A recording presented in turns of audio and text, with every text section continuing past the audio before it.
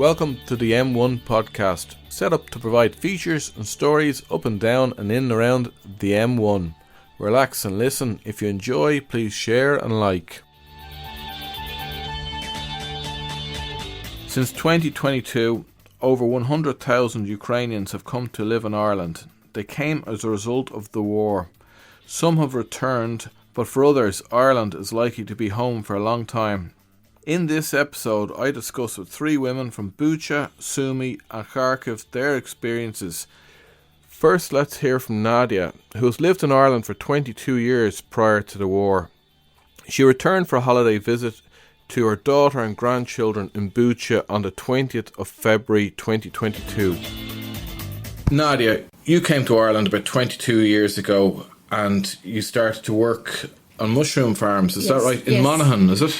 No, Kyiv, because just mushroom farm did work permit. Okay. This position just allowed work with work permit, and used to work 2.5 years. After then, business was closed. Our boss moved to County Donegal.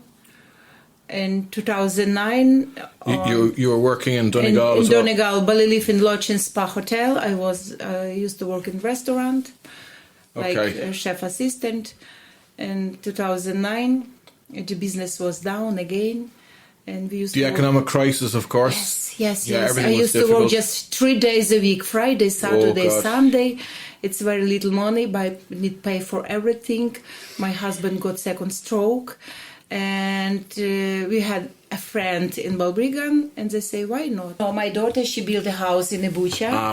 They bought a land, built a new nice house, and all holiday we spend in Bucha, because after Ireland you can't live in whole house, yeah? Yes. So you became quite settled in Ireland then, and your daughter stayed living in Ukraine, settled in Bucha. Yes. And you go on holidays every year. Yeah, maybe a couple times in holiday. All holidays we spend in Bucha, because two tiny girls, we spoiled girl. Your grandchildren? Yes, my grandchildren. Yes, but in 2022... you went there in... when did you go there in 22? We feel something do you know, everyone say in Ukraine can begin a war. And we were very stressful. My goodness, we are here, but our daughter there.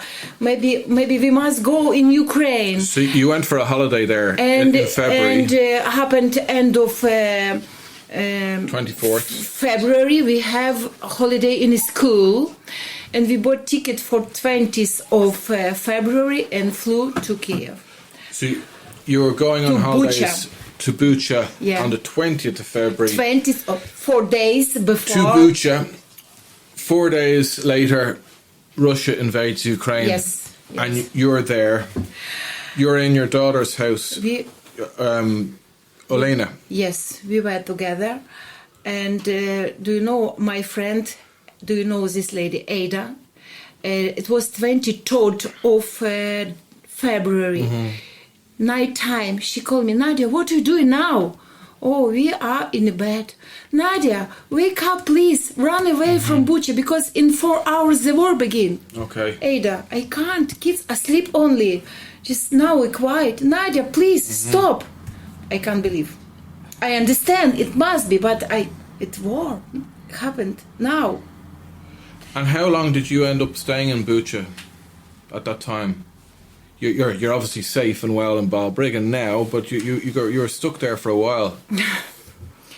I don't know. It was a very strange time. Do you know?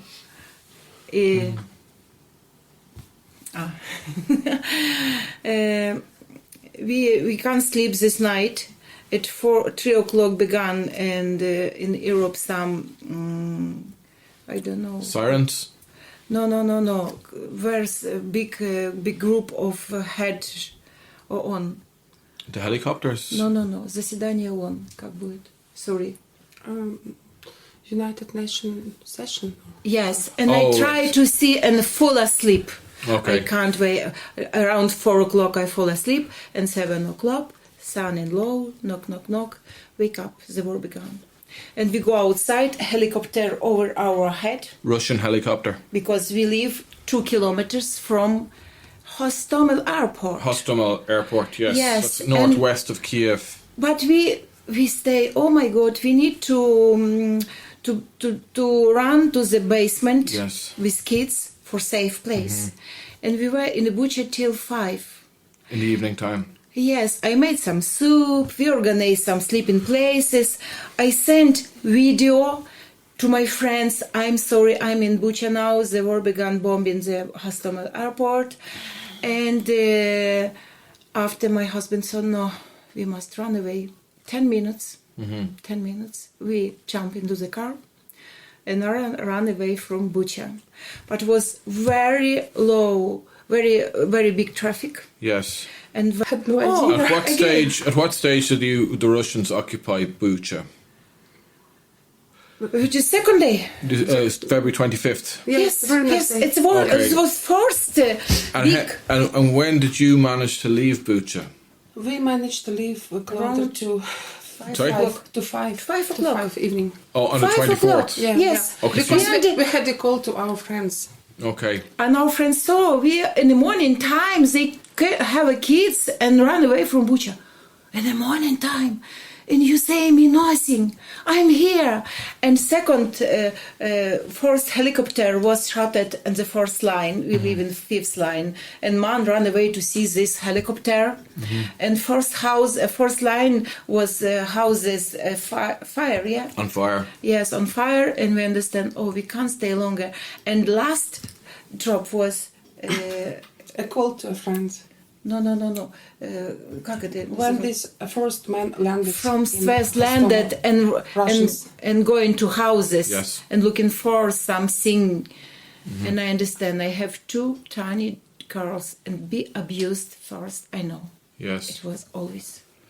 And so you could physically see the Russians in your town. Just when they were in helicopter. Yeah, and to drop down. Yeah.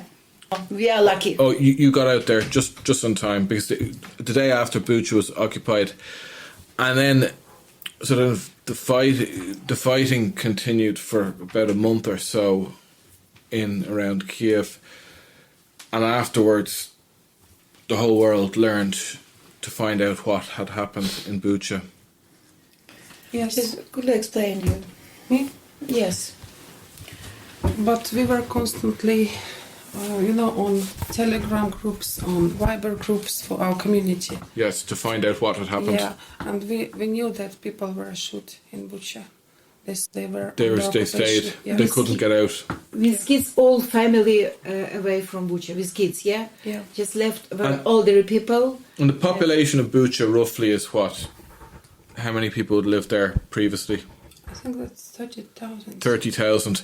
And after the Russians left, there was 400 dead, is that right? Something Not like that? 400, more. More. In this graveyard beside the church, just 700 only in this one big, 700 over 7. dead. Yes, And- they grave in this big place. Mass grave. Mass grave, yeah. And when we ran away from Bucha, Borodyanka, it's the nearest. Yes. It was fire, big house, it was bombing. And speed was very... Ireland provide no visa for Ukrainian people. And I say, okay, we buy a ticket, going to Ukraine. Going to Ireland. Yeah, to Ireland, sorry. We had a ticket return for 3rd of March from Borispol, but this ticket was lost. Yeah, 3rd of we March got- from Borisopol. Yes, but Borispol was closed 3rd of March. Of course, Yeah. Ryanair were flying Dublin to Kyiv, Borisopol Airport, and they had to stop on the 23rd, Yes. is it, Yes. 24th, I'm not Yes. sure which date, but you got out of Bucha the day before the Russians arrived, or actually on the same day, because you physically saw them, and I really appreciate you telling the story, and I can see, obviously people will listen to this and they can't see how you're reacting, and I'm sorry, because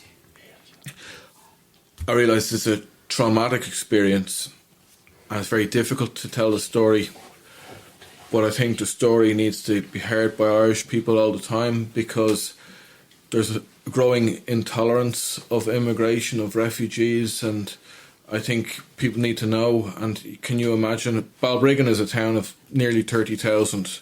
If 700 people were killed in our town, can you imagine how that would impact upon people? Victoria came to live with her sister Olesia in Balbriggan. She left Sumy at the start of the war. Sumy is very close to the border and was occupied from the earliest days of the war by Russia. Let's hear her story. So Olesia, you're living in Balbriggan 21 years now, 2024, so you came here in 2003. And what brought you to Ireland? Well, after graduating from the university and starting working on my own, it was very difficult to survive on the salary I was getting. And because I spent a couple of years ago, while in high school, I spent the whole year in America and saw a completely different life. People living different lives, getting money, allowing themselves traveling, and lots of things. I was thinking that maybe Ireland would be an opportunity to be in a better economical situation. So you trained to be a teacher, and during that training you had a year away in America, and then sometime later you were working as a teacher, and then you... Yep, I was working as a teacher, yes. It was a very prestigious school, but then still getting the salary and not being able to afford anything, even living with my parents or anything else. But you came to Ireland, you got a job working in a company. Yeah, I got the job on a work permit basis, working as a company secretary for the Irish company dealing with extended ceilings from France. Because you had both English language and yes, French. English and French, so yes, exactly. Irish people are so bad at languages. We needed people like you. I wouldn't say so, but probably. Yes. Well, Irish people are traveling more, and they're learning more languages. You can hear it now, even say in the airports. People, people speaking a lot of Irish people are into languages now, really. And Victoria, you're Olesia's sister. Yep. And not going to guess who's older or younger, but you came to live in Ireland 2 years ago. 2 years ago, and you're both from the city of Sumy, which is on the border with Russia. Yeah. And can you just explain, maybe a bit before that, what you were doing before that, and then how you came to move? Yeah, I was working. First, I was working as a journalist. I graduated from the Sumy State University as a journalist, working in the first online media, then a newspaper. Then started teaching in the technical school, technical college. Kids, they were 14-year-old to 18-year-old. Then decided to start a career in the university. So the first year was teaching, giving the lectures in the Sumy State University to the journalist teachers as well. They were students as well. They were getting the journalist education. And then the war started, And how... February 24th, the war started, and how did that impact on Sumy? Because did the Russians come to occupy the city, or? Yep. The first news that we got, it was like 5 or 6 a.m. My husband's colleagues started calling him and saying, take your family, go somewhere, because they're from Kharkiv. They colleagues, they're from Kharkiv, and they started bombing the Kharkiv and said, take your family and go somewhere west, somewhere safe, because they will be soon on the border.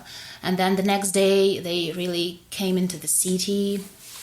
Like, the city wasn't really a great interest for them, because they were heading to Kyiv, Kharkiv. They were just passing through, but still it was occupied, Yes. Sumy, it's how far from Kharkiv and how far from Kyiv? It's... roughly?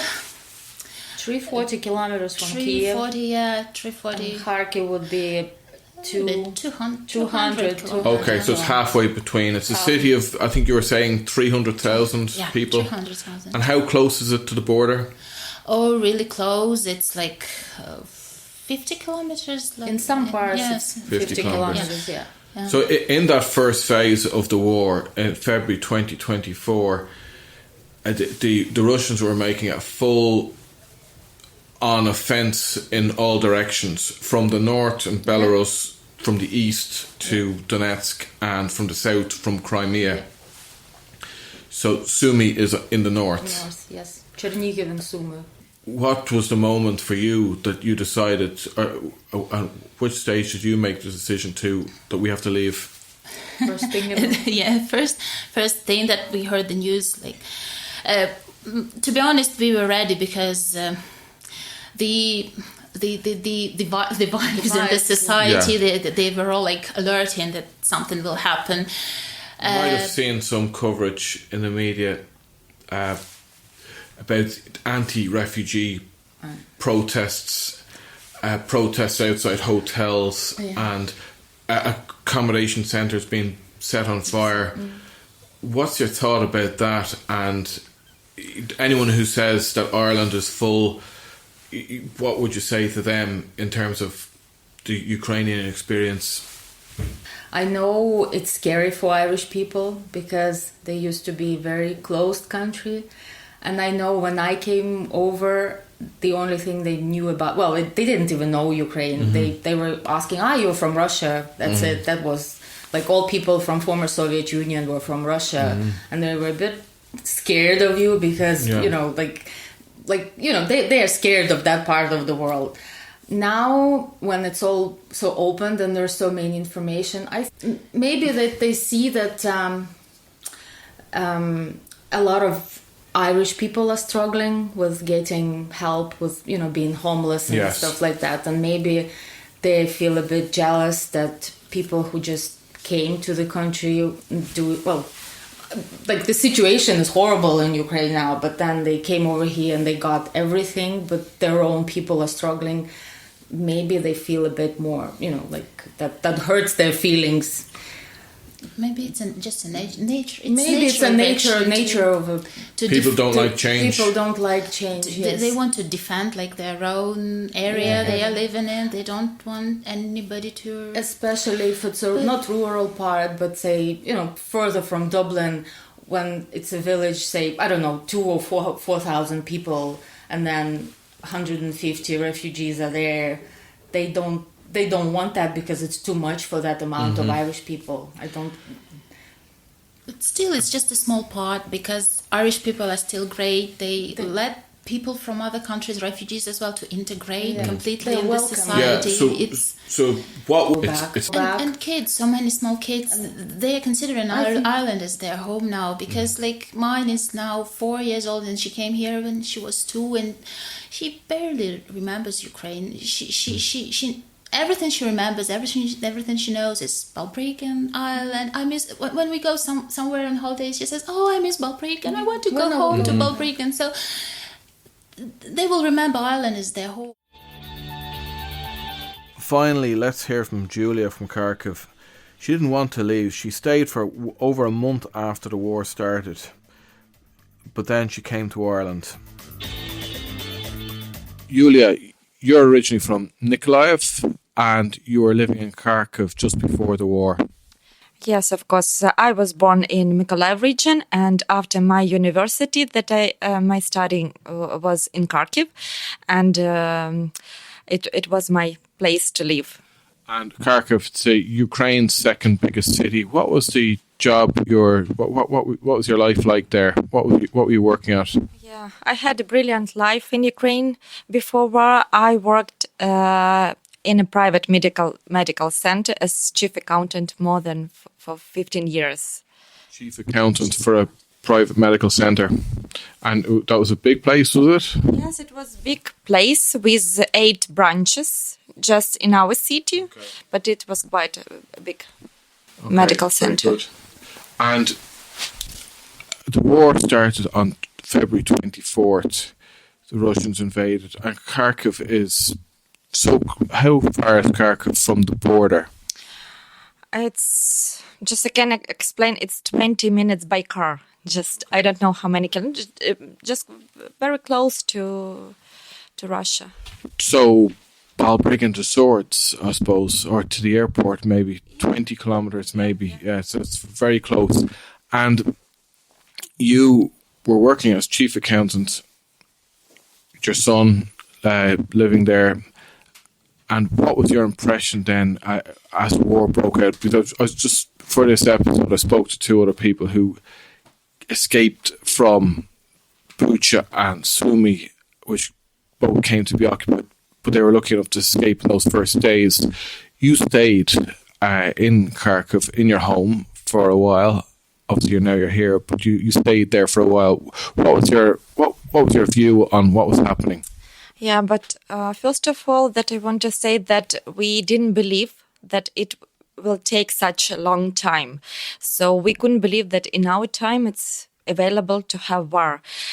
We had a hope that everything would be solved just with agreements and just couple days and everything would be finished. So at first we had such things.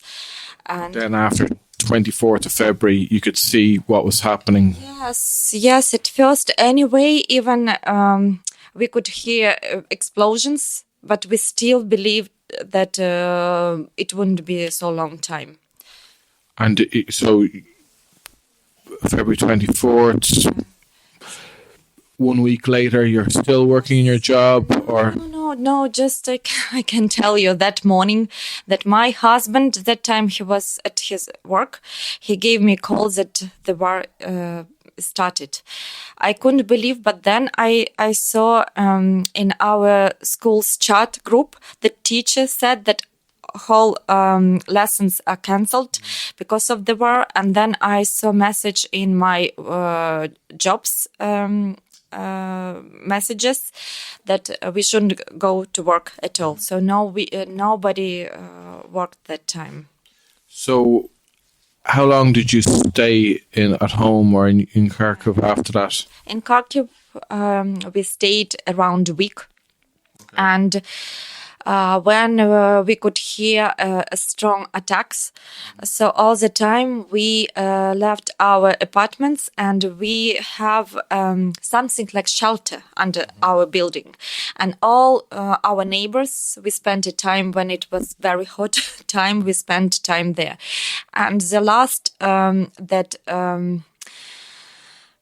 that helped to make decision to move. It was when we spent whole night because it was terrible attack, and then there was explosion quite close to our building, and we didn't have any heating. So in February in Ukraine it's very cold, and we didn't have heating. We just had electricity and gas. And after that terrible night, I remember it like it was yesterday, and we made a decision to move. But we didn't move far away. At first, we went to my husband's relative. They live in Kharkiv region. It's a small village, not far away from Kharkiv. And we stuck there because it was very dangerous to leave this area. And that village was between our army and between Russian army.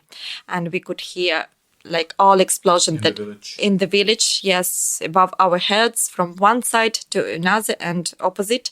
And we were afraid to leave that place because we didn't know if it would be possible at all. And so what happened then? And then what happened, we spent there another 3 weeks. And then I realized that it's not going to be finished so quickly as we thought at first. And then I decided to move to my relatives, to my aunt who lives in Western Ukraine. This would be around middle of March, towards the end of March? It was the end of March, 23rd, okay. Exactly 23rd of March. So in a month, so 1 month I spent in Kharkiv, 3 weeks in that village. And so your job, you were finding safety, but work had ceased. No, we couldn't work. Nobody worked because it's very our main office where I worked. It's in the center of the Kharkiv, and it's like lots of explosions was exactly in the center as well. So it was dangerous, and our director, he didn't allow us to work at all. So we were closed. So it was a health service. So what might that have done to, obviously, people know what it's like to try and access health services in Ireland, and they can be frustrating. But how bad must it have been for people there, where health services just essentially closed down? Is that what happened? Exactly. Yes, our center was closed, just totally closed. And I a couple of days I worked remotely because as a chief accountant, for me it was necessary to prepare everything to pay to our employee like wages. Yes, and I had a problem with internet. Yes. I had a problem with electricity and with all that online banking, and just every minute that it was available, I did something just not to leave our employee without money, because everybody moved. Somebody moved, somebody stayed in the Kharkiv, but for everybody it was necessary to have something paid. Yeah. And at what point did you leave the Kharkiv region? You then was it at the end of March? Yes, at the end of March, I made decision to go to my auntie's place, because of what? Because we didn't have a normal life, and I can just describe my feelings. I felt like animal who lives with the instinct. Yes. Just with instinct. You were describing there about living at your relative's house. No, just in Kharkiv region, because of what I made decision to move. That at that time when we were in Kharkiv region, my son couldn't go out for walk. Whole time we spent in our house, just listening what's going on. Should we should we hide or not? And just all our thoughts was just to protect our children, because couple families were in that place, and how to find something to eat, like for food. And so then you left from there. Yes, and from there I left to Western Ukraine. Okay. And eventually you came to Ireland. Yes. And you spent some time with some people who accommodate you here in Ireland, and now you're sharing a house here in Balbriggan. Your son goes to local school. That's 2 years ago. Yes, in May it will be. And you got a job with the Bank of Ireland over a year ago now, is it? Yeah. So you're quite settled in here. Yes, I'm really appreciate to Irish people, and first of all to my friend Ivana, who helped me to move to Ireland. And then I lived 7 months with the Irish family, who were very kind to host us. And I had a huge support from them, because they told me lots of stories about Ireland, and it helped me to be settled, because in this way I could realize what life in Ireland, what people, and I didn't feel that I'm stranger here because of that family. I just want to reflect back on that point you're saying about the obligations you felt to ensure staff were paid because of your job as chief accountant. And so what happened to your colleagues? Did they all leave, or what happened there? Yes, just a few of my colleagues stayed in Kharkiv that time. Lots of them moved from the first day, second day, couple days, and just some of them they went to Western Ukraine, some of them to Southern Ukraine. And was it difficult, or they just managed to get by? Everyone's okay with each other. The fact that they've moved away and they're not doing the same jobs anymore. Yes, just around months or 2, everybody were just sitting and waiting. Yes. Because we didn't have access to a job just from May 2022, our company started to try at least to do something in May 2022. What happened to the company in May? They started Again, yes. Okay, they're working again. Yeah. Because the Russians pulled back from the Kharkiv region, didn't they, for a while? Is that right? Yes. So our army were able to move Russian army just quite far away from us. And from May, it was more or less calm. But in recent months, we see that there's a lot of attacks on the Kharkiv city, isn't there? A lot of bombings. We see the front line in general, it looks kind of static and there's intensive fighting in certain areas. But when I watch the international news, BBC or Sky News or whatever, Kharkiv gets a lot of mentions because of a lot of bombs, the Russians sending drones and so on. What's your perspective on the city? Because it's Ukraine's second biggest city. You're here in Ireland now 2 years.